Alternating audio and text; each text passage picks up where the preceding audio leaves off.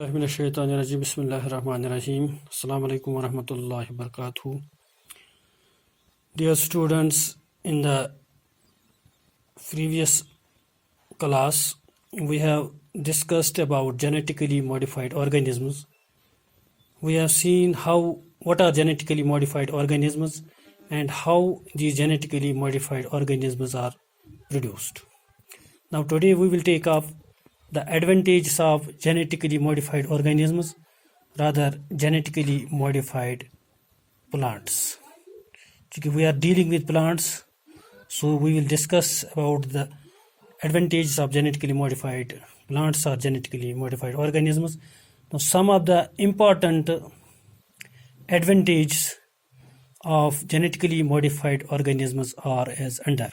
Number first, these plants, genetically modified plants, are more resistant or tolerant to abiotic stresses like cold, drought, salt, heat, etc.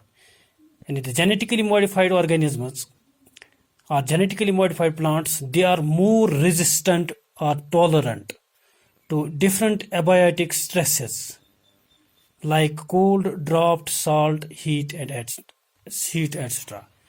They are more resistant to these abiotic factors. Number second, this advantage is they reduce our dependence or reliance on chemical pests by producing pest-resistant crops. And generally, we have to spray chemical pests, different chemical pests, to our crops to get rid them off from various pests, from various pathogens. These genetically modified plants, they reduce, because we made them genetically resistant, we made them pest resistant by introducing a pest resistant gene into their chromosome, into their genome. So we make them pest resistant. So this production of pest resistant crops or plants, this reduces our dependence on chemical pests. And we have no need of chemical pests because our crops which we are growing, they are resistant to pests. So there is no need of chemical pests. Number third advantage is they enhanced the nutritional value or quality of our food crops or of our food. And you genetically modified plants یِمن منٛز یُس nutritional value یا quality, it is very high. For example, we have produced vitamin A enriched rice. We have produced vitamin A enriched rice by genetic engineering. And we have introduced a gene which is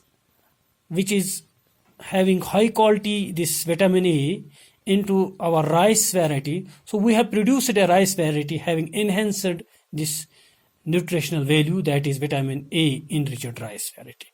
This is the third application. The fourth application, they increased efficiency of mineral usage by plants, which prevents exhaustion of fertility of the soil. And use as a mineral usage by the plants is increased in genetically modified organisms, which prevents exhaustion of fertility of the soil. And use fertility of soil come to gatha in normally growing plants, in normal plants, yaman mansin ye problem gatha ki. Number fifth is they help to reduce post-harvest crops. And generally, post-harvest crops nera to these genetically modified organisms, they help us to reduce these post-harvest crops. Number sixth is they produce plants which can help in cleaning pollutants. Yani yasach as madat kara tum plants produce karnas mans which reduce pollutants, that is bioremediation ya phytoremediation. Emsat has bioremediation gatha. Yani plants itself, they remove the pollutants from its surroundings. And they make the plants resistant to these pollutants. They remove these pollutants. They decrease or reduce the amount of the pollutants in the atmosphere. In addition to the above uses, genetically modified plants have been made to create tailor-made plants to supply alternative sources to industries in the form of fuels and pharmaceuticals. यानी genetically modified plants im alav ch us karam kaam hasa ch madat karan to supply alternative resources to industries in the form of fuels and in the form of pharmaceuticals.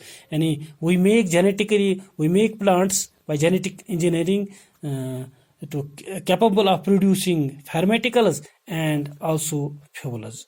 This is all about the advantage of genetically modified organisms. This is all for today. Assalamu alaikum. Thank you.